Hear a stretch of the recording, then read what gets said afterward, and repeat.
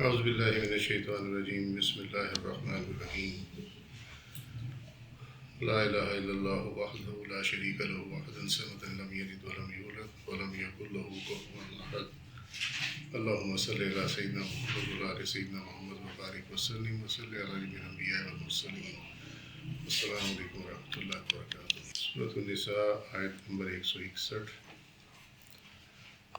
تفسیر و تعویل اہل سنہ۔ اعوذ باللہ من الشیطان الرجیم بسم اللہ الرحمن الرحیم وَأَخْذِهِمُ الرِّبَا وَقَدْ نَهُوا عَنْهُ وَأَكْلِهِمْ أَمْوَالَ النَّاسِ بِالْبَاطِلِ۔ وَأَخْذِهِمُ الرِّبَا وَأَخْذِهِمْ الرِّبَا، وہ سود لیتے تھے۔ وَأَخْذِهِمْ، اور لیتے تھے، پکڑتے تھے، کام لیتے تھے، الربا سود۔ وقد نہوا عنہ، اور اس سے انہیں منع کیا گیا تھا۔ وَأَكْلِهِمْ أَمْوَالِ النَّاسِ بِالْبَاطِلِ، وَأَكْلِهِمْ، اور کھاتے تھے، أَمْوَالِ النَّاسِ، لوگوں کے مال، بالباطل، ناحق۔ وَأَعْتَدْنَا لِلْكَافِرِينَ مِنْهُمْ عَذَابًا أَلِيمًا۔ وَأَعْتَدْنَا، اور ہم نے تیار کر رکھا ہے، للکافرین، کافروں کے لیے، منہم، جو ان میں ہے، عذابًا، عذاب، علیما، دردناک۔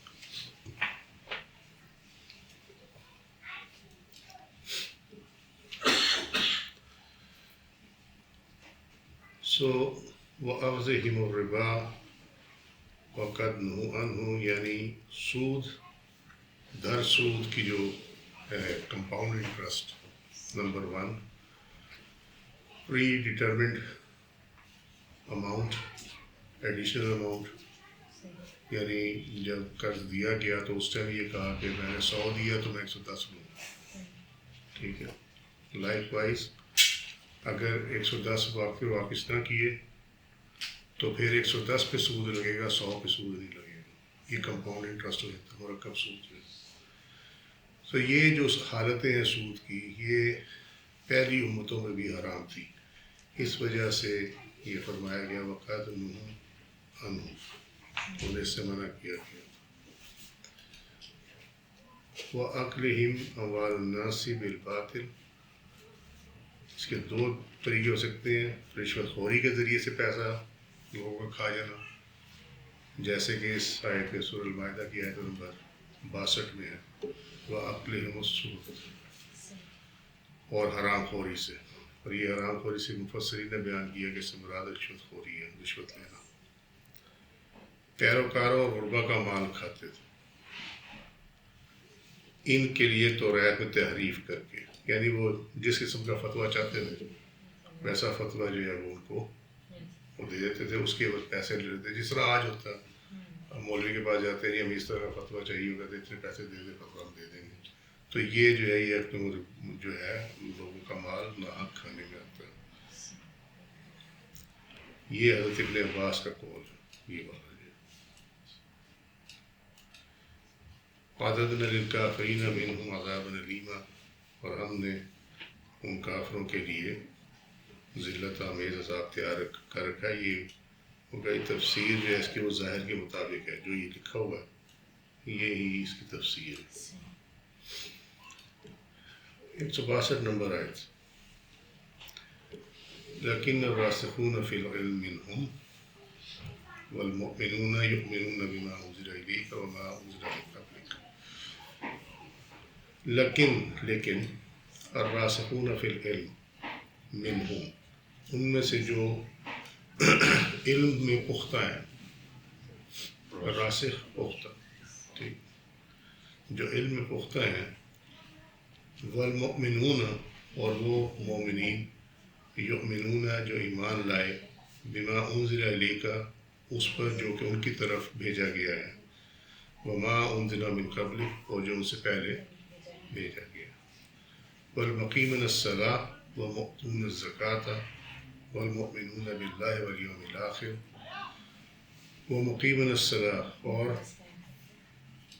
نماز کو قائم کرنے والے، وہ مؤتون الزکاۃ اور زکوٰۃ دینے والے، والمؤمنون باللہ والیوم الآخر اور اللہ پر اور آخرت پر ایمان لانے والے، اولئک وہی لوگ ہیں سنؤتیہم جن کو ہم دیں گے عنقریب اجر عظیما بڑا۔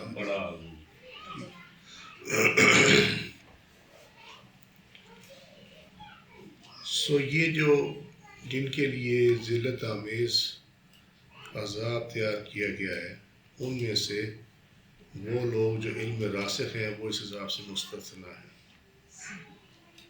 کیوں مستثنیٰ؟ اس کی وجہ یہ ہے کہ اس میں ایک تو چیز بتائی گئی نا، الراسخون فی العلم، یہ دو چیزیں ہوتی ہیں۔ ایک یہ ہوتی ہے کہ بہت پڑھا لکھا ہے، اس نے دین کا علم بڑی بڑا حاصل کیا ہو، مگر اس پہ عمل نہیں کرنا، تو یہ الراسخ فی العلم ہوگا۔ یہ جو شخص جس کو اللہ نے علم عطا کیا ہے اور اس کے مطابق عمل نہ کرے، وہ راسخ فی العلم نہیں ہوتا۔ ٹھیک ہے، راسخ فی العلم وہی ہوتا ہے جو اس علم پر ٹھیک۔ کسی شے کے قلب میں ثبت ہو جانا اور رسخ کہلاتا ہے۔ جیسے کہا جاتا ہے علم قلب میں ثبت ہوتا ہے، اور کہا جاتا ہے ایمان قلب میں ثبت ہوتا ہے۔ وہ ثبت کب ہوگا؟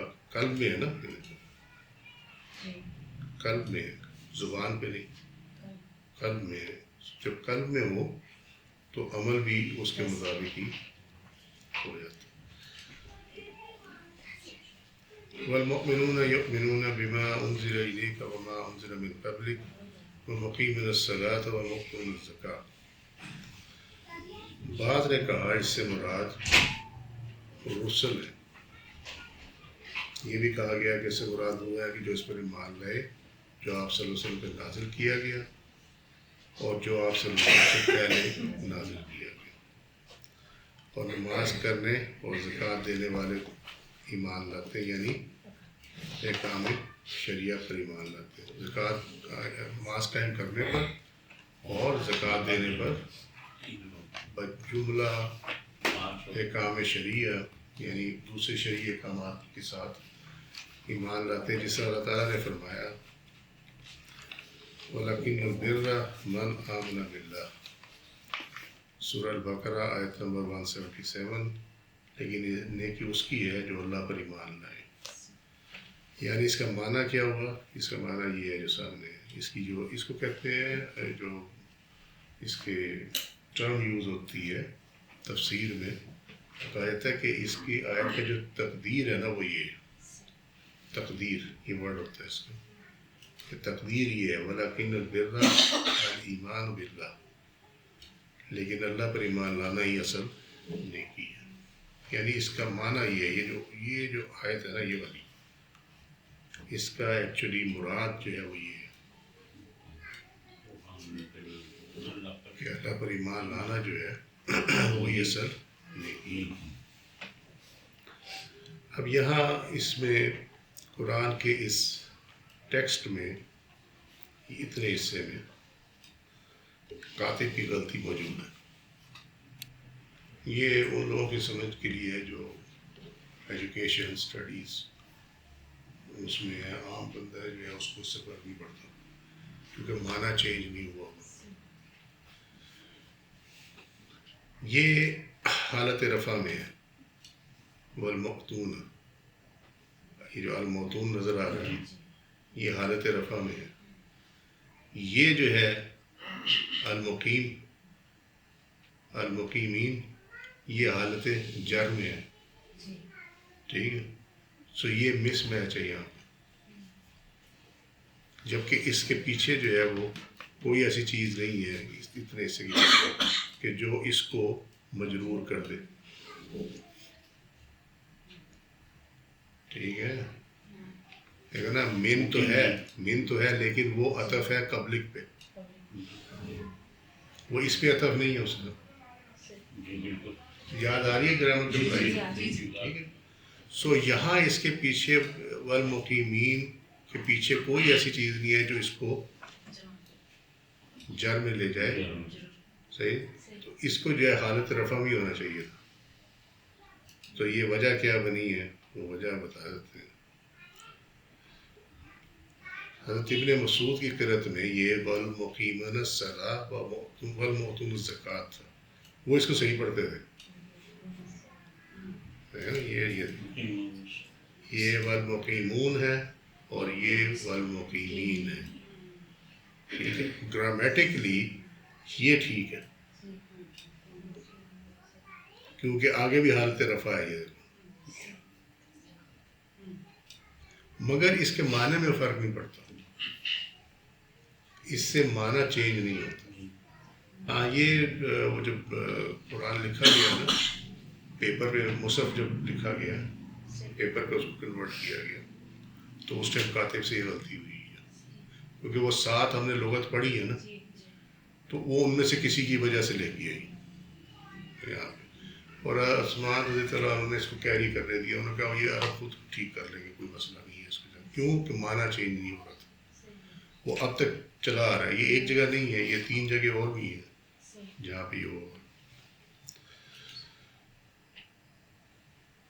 علامہ جلال الدین سیوطی نے تفسیر المنصور میں ابن ابی شیبہ ابن المنذر ابن ابی داؤد سعید بن منصور کے حوالے سے درج کیا. یہ انہوں نے روایت ایک درج کی ہے یہ والی. حضرت عروہ رضی اللہ عنہ نے بیان کیا کہ انہوں نے حضرت عائشہ سے قرآن کی ان آیات میں لعن یعنی گرامر کی غلطیوں کے بارے میں دریافت کیا. کون کون سی ہے؟ یہ سورہ المائدہ کی آیت نمبر 69 ہے. سورہ نساء کی آیت نمبر 162 ہے جس کی تفصیل ہو رہی ہے. سورہ طٰہٰ کی آیت نمبر 63 ہے. اور ایک اور بھی ہے جو اس روایت میں نہیں ہے وہ بھی ہے. کون سی ہے؟ ان الذین آمنوا والذین ہادوا والسائبون. المائدہ 5واں سورہ 69ویں آیت. والمقیمون الصلاۃ والمؤتون الزکوٰۃ یہ سورہ نساء 162. قالوا ان ھذان لساحران سورہ طٰہٰ 20واں سورہ 63 کی آیت. تو انہوں نے جواب دیا ہے بھتیجے یہ کاتب کا کام ہے اس نے کتابت میں غلطی کی ہے. ٹھیک ہے. سنن سعید بن منصور تفسیر سورہ المائدہ روایت کا نمبر ہے 769. یہ باقی اس کی ڈیٹیل جو ہوئی ہے جو صفحہ چیزیں لکھی ہے. والسائبون اصل میں والسائبین تھا ہونا چاہیے تھا. ٹھیک ہے. اور والمقیمین جو ہے اصل میں والمقیمون ہونا چاہیے تھا. تو یہ کاتب کی غلطی آ گئی. اب یہ جو تیسری ہے یہاں پہ یہ والا ان ھذان لساحران. ابو عمرو نے ان ھذین لساحران پڑھا ہے. حضرت عثمان حضرت عائشہ وغیرہ نے اس طرح پڑھا ہے. اور اسی طرح سعید بن جبیر ابراہیم نخعی وغیرہ نے پڑھا. قرآن میں سے عیسیٰ بن عمر عاصم الحجری نے اسی طرح پڑھا ہے جیسے النحاس نے ذکر کیا. یہ وہ قرأت میں لوگوں کے نام آتے ہیں. یہ قرأت اعراب کے موافق ہے اور مصحف کے مخالف ہے.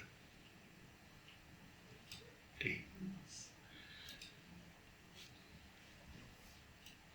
یہ اس میں اور اس میں کتنا فرق ہے. یہ ھذین ہے یہ ھذان ہے. ٹھیک ہے. تو وہ اس کو ایسے پڑھا کرتے تھے. آج کل کے مولوی سے فتویٰ لگاتے پڑھا پھر قرآن میں انہوں نے چینج کیا ہے. حالانکہ یہ لغت کی بنیاد پر ہے یہ اور کسی وجہ سے نہیں. یہ معنی اس کا وہی آتا ہے جو اس کا معنی وہی معنی اس کا. اس کو کوئی چینج نہیں ہے. سو اعراب کے موافق ہے یہ کہ یہ جو ہے یہ بالکل ٹھیک ہے پڑھنے میں اور لکھنے میں کوئی مسئلہ نہیں ہے. مصحف کے خلاف ہے کیونکہ مصحف میں یہ ایسے ہے. وہ سمجھ میں آ رہی ہے بات. جو لکھا گیا اس کے مخالف ہے اور جو لکھا گیا وہی ہے جو ہمارے پاس آج بھی موجود ہے اور اللہ کی سے رہے گا. یہ جتنے حضرات ہیں یہ سامنے جو لکھے ہوئے ہیں اس میں انہوں نے یہ کیا کہ حفص نے بھی ان خازان میں سے ان کو ہٹا دیا اور صرف خازان رہنے دیا. ابن کثیر ان کی نون کو شد سے پڑھتے تھے، یعنی ان خازان پڑھا کرتے تھے ابن کثیر. یہ قرأت مصحف کی مخالفت سے سلامت ہے اور اعراب کے فساد سے سلامت ہے. اس کا معنی ہے ما حاضان الا ساحران. مدنی اور کوفی قرآن نے ان حاضان ان کو شد کے ساتھ ان حاضان اور لساحران پڑھا ہے. انہوں نے مصحف کی موافقت کی اور اعراب کی مخالفت کی. نحاس نے کہا یہ 3 قرأتیں ائمہ کی ایک جماعت نے ان کو روایت کیا ہے. حضرت عبداللہ بن مسعود سے مروی ہے کہ انہوں نے کہا ان حاضان الا ساحران پڑھا ہے. قصائی نے، یہ قصائی نہیں ہے، بچر والا نہیں ہے، قصائی حضرت عبداللہ کی قرأت پہ ان حاضان ساحران بغیر لام کے پڑھا ہے. یعنی یہ جو لام ہے نا یہ والا، یہ نہیں ہے اس کے اندر، یہ ساحران ہے. فرا نے حضربی کی قرأت میں ان زان الا ساحران کہا. یہ مزید 3 قرأتیں یہ تفسیر پر معمول ہوں گی. ان کے ساتھ قرآن کی مخالفت کرنا جائز نہیں. یعنی اگر آپ یہ کہیں جی وہ ایسے پڑھتے تھے تو میں بھی ایسے پڑھوں، تو اب اس کی مخالفت جو ہے وہ نہیں کی جا سکتی. پہلے بتایا کہ پہلے ہوتی تھی یہ لغت، اب ایک ہی لغت ہے اور لغت قریش میں ہے جو قرآن پاک ہے، لہذا یہی پڑھا جائے گا ان حاضان ساحران.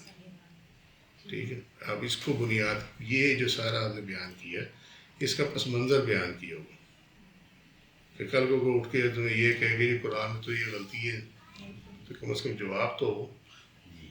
ٹھیک ہے. تو اب اس کو ایسے ہی پڑھا جائے گا جیسے یہ لکھا ہوگا. حضرت عثمان بن عفان رضی اللہ عنہ نے کہا مصحف میں غلطی ہے، عرب اپنی زبان کے ساتھ اس کو ٹھیک کر لیں گے. حضرت عبان بن عثمان نے کہا میں نے یہ آیت اپنے باپ حضرت عثمان بن عفان کے سامنے تلاوت کی تو انہوں نے فرمایا یہ لحن اور خطا ہے، یعنی گرامیٹیکل مسٹیک ہے اور یہ مسٹیکنلی لکھا گیا ہے. کسی نے ان سے کہا کیا تم لوگ اسے تبدیل نہیں کرو گے؟ حضرت عثمان نے کہا اس کو چھوڑ دو کیونکہ یہ نہ حلال کو حرام کرتا ہے اور نہ حرام کو حلال کرتا ہے. ٹھیک ہے. تو لہذا بنیاد ہل نہیں رہی، معنی چینج نہیں ہو رہا، تو یہ ایز اٹ از کو رہنے دیا جائے. اب اس کی وجہ کیا ہے؟ وہ اتفاق کہتے ہوئے اس کو چینج کر دو، یہ بھی تو ہو سکتا تھا نا. ایزی تھا، وہ کہتے ہیں چینج کر دو بھائی، اس کو ٹھیک کر دو. کیوں نہیں کیا گیا؟ بڑی سمپل سا جواب ہے اس میں کہ اس کا بہت زیادہ چانسز ہیں کہ کئی نسخے لکھ کر تقسیم کر دیے گئے اور دنیا کے دوسرے علاقوں میں بھیج دیے گئے. اگر جو ان کے پاس مصحف تھا اس کو ٹھیک کر لیتے تو اس میں اور اس مصحف میں فرق آ جانا تھا، تو پھر لوگوں کو موقع مل جاتا تھا قرآن کے اندر تحریف کرنے کا، جس کی اجازت نہیں دی جا سکتی. تو اس وجہ سے اس کو چھوڑ دیا گیا کہ اب اس کو پاسبل نہیں ہے کہ ان اس کو بار بار منگا کر ان کو بھی ٹھیک کیا جائے. سو لیٹ اٹ گو، جس طرح یہ چل رہا ہے یہ اس کی وجہ ہے پیچھے. میننگ کو چینج نہیں کر رہا اور حلال کو حرام اور حرام کو حلال نہیں کر رہا. تاویلات صوفیہ 160 سے 162 تک کی آیات. 160، 61، 62 میں کفر کے نتائج کو مکمل کرنے کی خبر عطا فرمائی. پھر بھی اللہ تعالیٰ نے ان کے لیے فرمایا حرمنا علیہم طیبات احلت لہم، ہم نے ان پر حرام کر دی وہ پاک اشیاء جو ان کے لیے حلال تھی. اور فرمایا وَيُحِلُّ لَهُمُ الطَّيِّبَاتِ وَيُحَرِّمُ عَلَيْهِمُ الْخَبَائِثَ، سورہ الاعراف آیت نمبر 157. اور ان کے لیے پاک اشیاء کو حلال کرے گا اور ان کے لیے ناپاک اشیاء کو حرام کرے گا. اور فرمایا وَكُلُوا مِمَّا رَزَقَكُمُ اللَّهُ حَلَالًا طَيِّبًا، سورہ المائدہ 5واں سورہ 88ویں آیت. اور اس میں سے کھاؤ جو اللہ نے تمہیں حلال پاک رزق عطا کیا ہے. اب اسے ثابت کیا ہوا؟ اب پہلے یہ سمجھ لو کہ یہ جو اوپر 2 آیات کا حوالہ دیا گیا ہے یہ کس وجہ سے دیا گیا کہ ایکچولی اللہ تعالیٰ نے جو پیغام بھیجا ہے اس میں اللہ نے یہ واضح کیا ہوا ہے کہ کون سا حلال اور کون سا حرام ہے. سو جو آلریڈی حلال تھا اس کو ان کے لیے حرام کر دیا. اب یہ کس وجہ سے ہوا؟ ریزن کیا؟ کہتے ہیں ریزن اس کی یہ نہیں ہے کہ گناہوں کی وجہ سے کوئی شے حرام کر دی. یہ ایسا نہیں ہے کہ گناہوں کی وجہ سے کر دی. گناہ ایک اور چیز ہے، کفر ایک اور چیز ہے. اس میں ہمیشہ فرق رکھنا. گناہ صغیرہ ہو سکتا ہے یعنی چھوٹا، اور کبیرہ ہو سکتا ہے یعنی بڑا. ٹھیک. مگر کفر جو ہے وہ تو بنیاد سے انکار ہے. یعنی آپ اللہ کے ہونے کو، کہ اللہ ہے، اس کا انکار کر دیں. یا آپ اللہ پہ تو ایمان لائیں لیکن اس کے رسولوں پہ ایمان نہ لائیں. یا آپ اللہ رسول پہ ایمان لائیں مگر آپ اس کی کتابوں پہ ایمان نہ لائیں. سو وہ ایک مکمل کہہ رہے ہیں آپ کے سیٹ ہے جس پہ ایمان لانا لازمی ہے، ضروری ہے. اس کے بعد پھر حرام اور حلال کا گناہ اور ثواب کا جو معاملہ وہ شروع ہوتا ہے، اس سے پہلے نہیں شروع ہوتا. تو لہٰذا کفر علیحدہ چیز ہے، گناہ جو ہے وہ علیحدہ چیز ہے. سو گناہوں کے باعث شے کو حرام نہیں کیا گیا، بلکہ وہ جو کفر تھا، جو رسولوں کو تنگ کیا گیا، نہ قتل کیا گیا، جو بہتان بازی کی گئی اللہ کے رسول کی پیدائش پہ، حضرت عیسیٰ علیہ السلام کی پیدائش پہ جو بہتان بازی کی گئی، ان تمام وجہ سے، کیونکہ وہ بنیاد کا انکار ہے. سمجھ میں آ رہی ہے بات؟ کہ وہ بنیاد کا انکار ہے. حضرت عیسیٰ علیہ السلام کا رسول کی حیثیت میں آنا، اس کا انکار کرنا، اور آپ کی پیدائش کو معاذ اللہ استغفر اللہ کچھ اور بنا دینا، یہ تمام چیزیں جو ہے اصل میں بنیاد کا انکار ہے. یہ گناہ کا معاملہ تو بعد کی بات ہے، اور گناہ وہاں آتا ہے جہاں پہ آپ اللہ تعالیٰ نے جو آپ کے لیے نازل فرمایا اس سے آپ الٹ کر دیں، جس سے منع فرمایا اس کے الٹ کر دیں، جو کرنے کو کہا ہے اس کے الٹ کر دیں. تو وہاں پہ گناہ جو ہے وہ سٹارٹ ہو جاتا ہے. اچھا، گناہ ایمان کے بعد آتا ہے؟ ایمان کی بات جب حالت کفر میں ہو تو وہ گناہ اور حرام اور حرام تو اس کا تو کوئی کانسیپٹ ہی نہیں رہتا وہاں پہ. تو وہ تو بات کی بات ہے. جیسے اللہ تعالیٰ نے ہمیں یعنی مسلمانوں کو پاک اشیاء کے حرام کی جانے سے محفوظ رکھا ہے، ہم امید کرتے ہیں کہ وہ آخرت میں بھی ہمیں دردناک عذاب سے محفوظ رکھے گا، کیونکہ اس نے ان دونوں کے ذکر کو اس آیت میں جمع کیا. اور اہل اشارات نے کہا ہے کہ محظورات یعنی منع کردہ کا ارتکاب مباحات کو حرام کرنا واجب کر دیتا ہے. اس کو سمجھنے کی ضرورت ہے.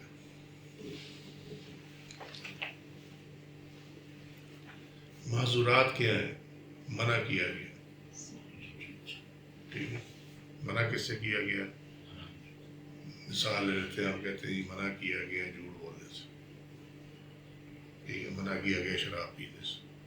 اچھا جی، منع کیا گیا زنا کرنے سے، منع کیا گیا کام توڑنے سے. یہی ہے نا؟ ٹھیک ہے. سو جب آپ ان منع کردہ احکامات پہ عمل کریں گے، سود لینے سے منع کیا گیا، تو اس کی وجہ سے جو مباحات ہیں،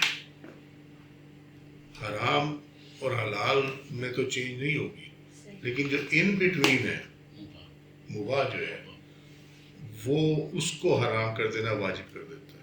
کیوں؟ کہ اس نے حرام کو جو ہے وہ اپنا لیا، لہذا اس کو جو گنجائش تھی کسی بھی چیز کے مباح ہونے کی وہ واپس لے لی جاتی ہے، مگر سٹل حرام بھی وہی رہتا ہے اور حلال بھی اسی طرح رہتا ہے.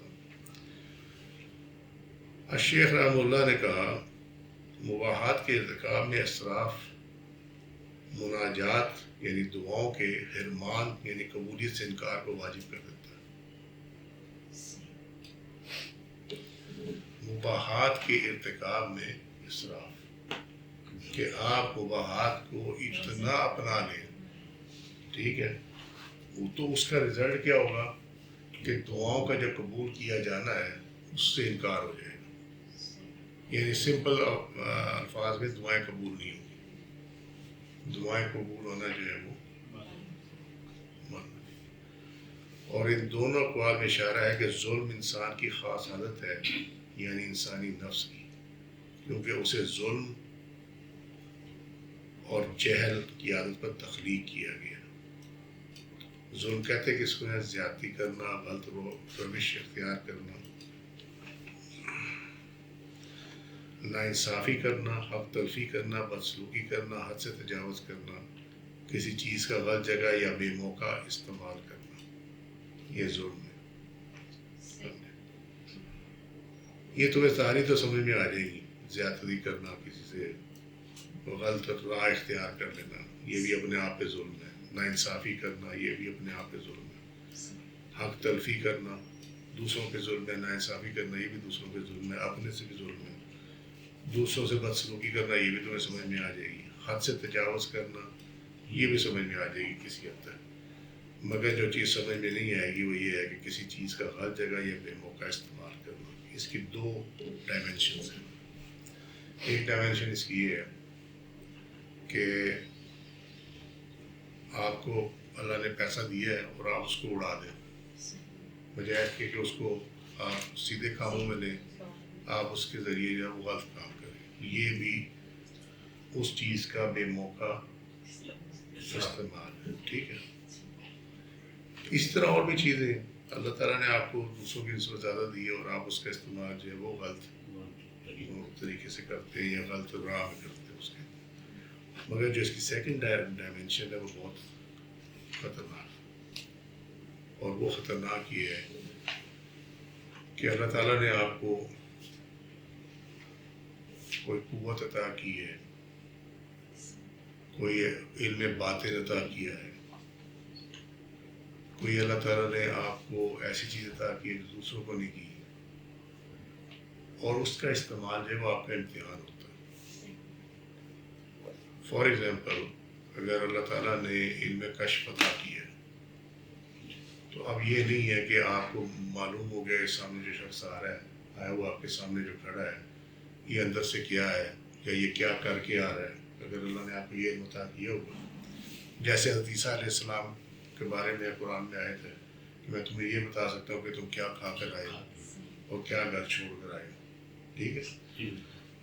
اب وہ آئے اور آپ جو ہے اپنا آپ اس کو منوانے کے لیے اس کی وہ چیزیں اس کو سنا دیں، یہ ظلم ہے، اور ہمارے یہاں چیزاں ہیں، یہ ظلم ہے، یہ اس کے ساتھ بھی ظلم ہے جو آیا ہے اور یہ اپنے پہ بھی ظلم ہے۔ سو ہر چیز کا جو استعمال ہے اس کے موقع محل کے مطابق ہوتا ہے۔ لوگ عام طور پر سمجھتے ہیں اچھا جی بابا جی کو سب کچھ پتہ ہوتا ہے، پر بابا جی نے میرے سے یہ بھی پوچھا رہا کہ ان کو پتہ ہونا چاہیے، تو معاملہ یہ نہیں ہوتا، معاملہ یہ ہوتا ہے کہ وہ ہر چیز کے اندر یہ ظاہر کرنے کی ضرورت نہیں ہوتی کہ مجھے پتہ ہے، سمجھے؟ تو لہٰذا اس لیے پوچھا بھی جاتا ہے، سب کچھ کیا جاتا ہے، اور بعض اوقات اللہ تعالیٰ پردہ بھی رکھتا ہے، ایسی بات ہے۔ یہ تو اللہ پہ ہے کہ وہ کون سی چیز جو ہے وہ آپ پہ اوپن کرے گا اور کون سی چیز نہیں کرے گا، تو جو نہیں کرتا اس کا یہ نہیں کہہ سکتے مجھے وہ بھی پتہ ہے۔ سو یہ بڑی خطرناک چیز ہے یہ والی۔ سو یہ بھی ظلم کے اندر آتا ہے کہ آپ اللہ کو منوانے کی بجائے آپ اپنا آپ منوانے کے لیے کہ میں کتنا صاحب کشف ہوں، مجھے کتنا پتہ ہے، آپ آنے والے کو جو ہے اس کے منہ پہ اس کی ساری چیزیں جو ہے بیان کر دیں، اور وہ کہ واجب بابا جی بڑے پہنچے ہوئے۔ تو یہ ظلم ہے، یہ ظلم کے پیرائے میں، اور اس کے علاوہ اس کی کوئی ڈیفینیشن اور ہے ہی نہیں ہے۔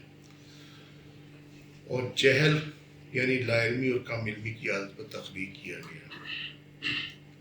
کیسے تخلیق کیا گیا؟ حضرت آدم علیہ السلام نے جب آنکھ کھولی ہے تو اللہ تعالیٰ نے آپ کو اسماء سکھائے اشیاء کے۔ اس کا مطلب یہ کہ آپ کو پہلے معلوم نہیں تھا، ٹھیک ہے۔ سو یہ کم علمی پہ اس طرح تخلیق، کہ سلیٹ کلین تھی، کچھ علم نہیں تھا، کچھ معلوم نہیں تھا، اللہ تعالیٰ نے بعد میں زندگی دینے کے بعد جو ہے وہ سارا کچھ سکھایا۔ سو بیسکلی جو تخلیق ہوئی ہے وہ وداؤٹ اینی نالج ہوئی تھی، کہ اس کو کوئی علم ٹرانسفر نہیں کیا گیا تھا۔ بس ظالم وہ ہے جو دوسروں پر ظلم کرے اور ظلم وہ ہے جو اپنے آپ پر ظلم کرے.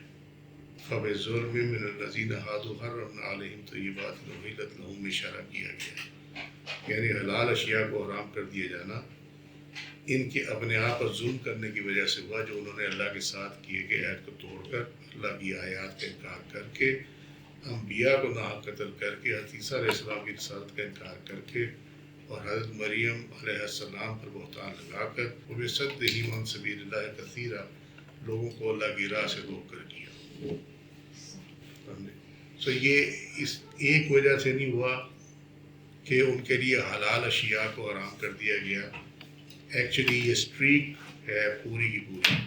اللہ کے ساتھ عہد کو توڑا، اللہ کی آیات کا انکار کیا، انبیاء کو ناحق قتل کیا، حضرت عیسیٰ علیہ السلام کی رسالت کا انکار کیا، حضرت مریم علیہ السلام پر بہتان لگایا.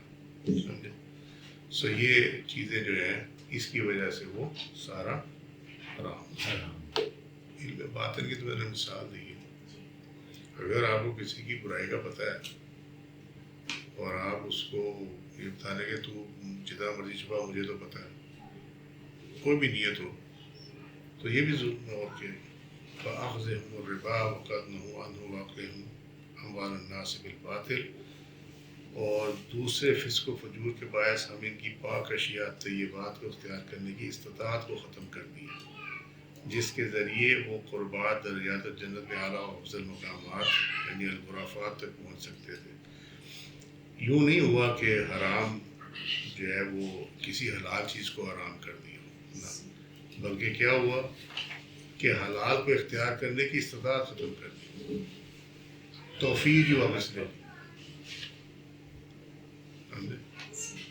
یعنی نیکی اپنی جگہ پہ رہتی ہے، برائی اپنی جگہ پہ رہتی ہے، حرام اور حلال اپنی اپنی جگہ پہ قائم ہے، ان میں کوئی چینج نہیں ہے. مگر مسئلہ یہ ہے کہ نیکی کو اختیار کرنا اور حلال کو اختیار کرنا، اس کی بھی توفیق ہو تو بندہ کر سکتا ہے. اگر اللہ توفیق نہ دے تو بندہ یہ بھی نہیں کر سکتا.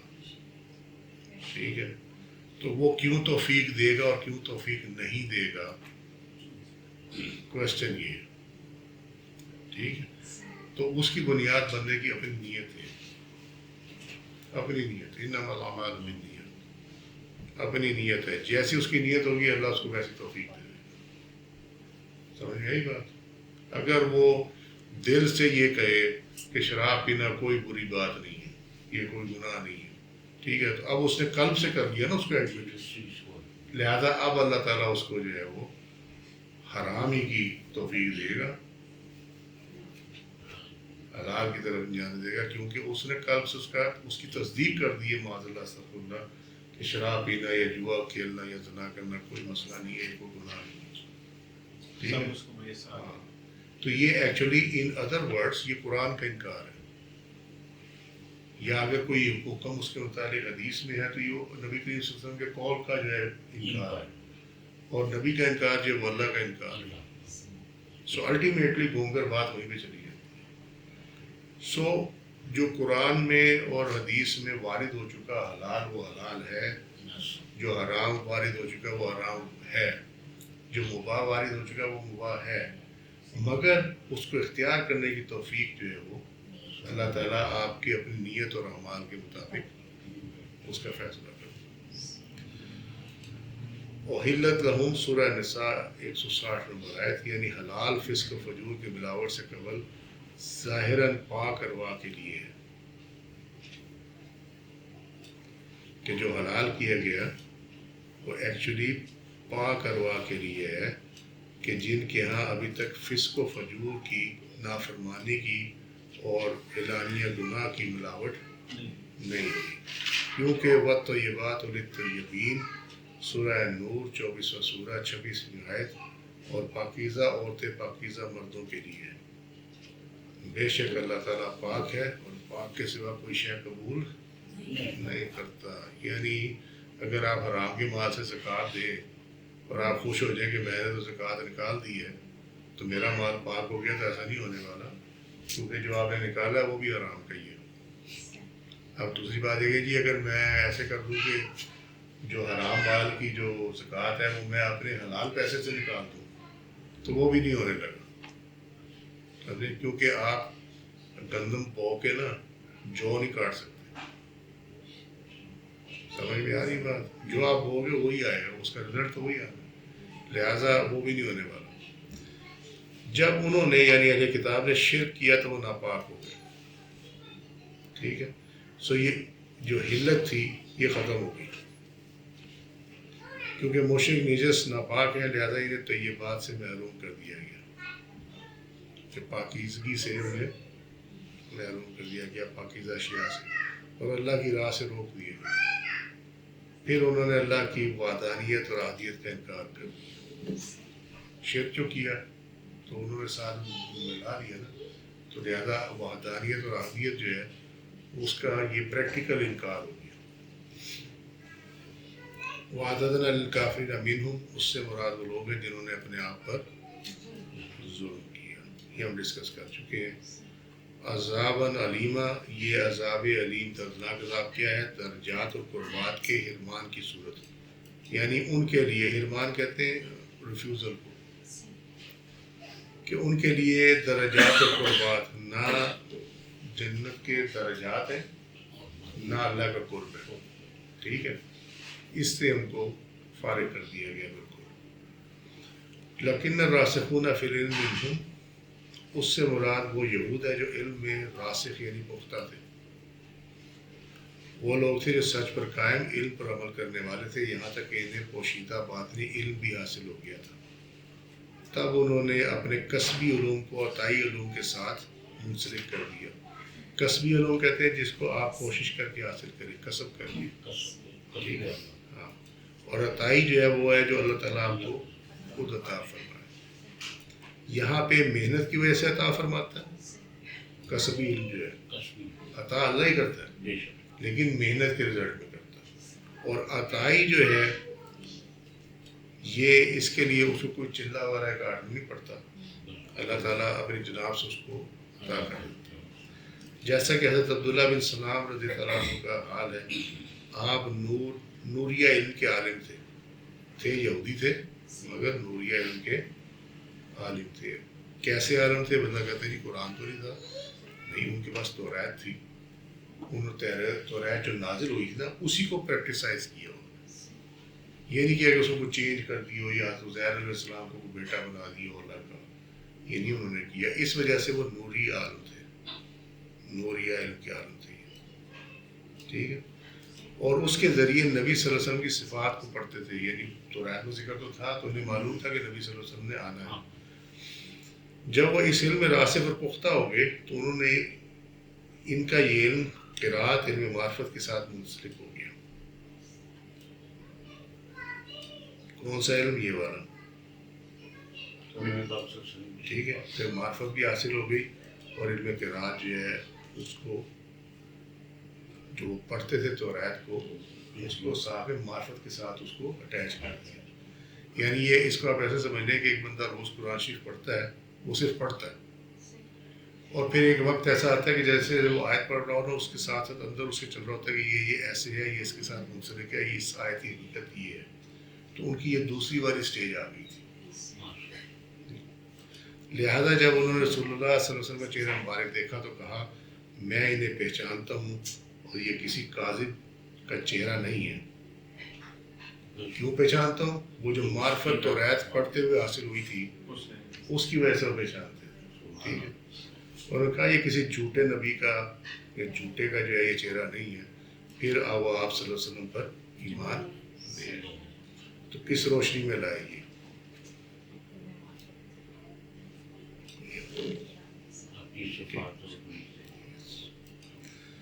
مگر یہودیوں کے احبار دینی پیشوا راسخ العلم تھے, نہ ہی ان کو نوریہ علم حاصل تھا.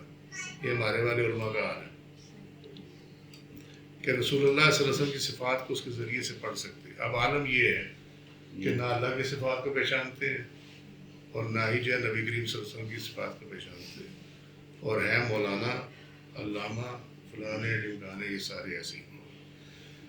لہٰذا جب رسول اللہ صلی اللہ علیہ وسلم ملے تو انہیں پہچان نہ سکے, اور انہوں نے آپ صلی اللہ علیہ وسلم کی رسالت کا انکار کر دیا. تو جب اللہ کی صفات اور نبی صلی اللہ علیہ وسلم کی صفات کو نہیں پہچانو گے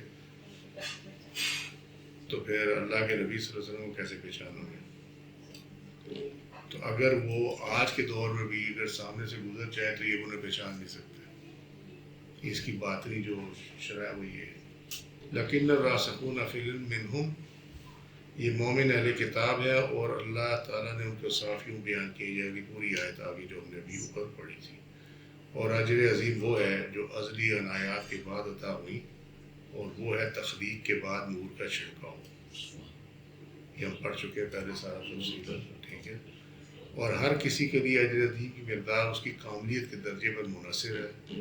فہم جدہ یعنی پھر اچھے طریقے سے سمجھ لو. فہم جیداً اچھے طریقے سے سمجھ لو. ٹھیک ہے جی. ہمارے اللہ اللہ رسول اللہ سبحان وبحمدہ واشہد ان لا الہ الا انت استغفرک واتوب الیک. من رسول ظلمت نفسی فانه لا يغفر الا انت. سبحان ربک رب العزۃ عما یصفون وسلام علی المرسلین والحمد للہ رب العالمین. السلام علیکم ورحمۃ اللہ وبرکاتہ.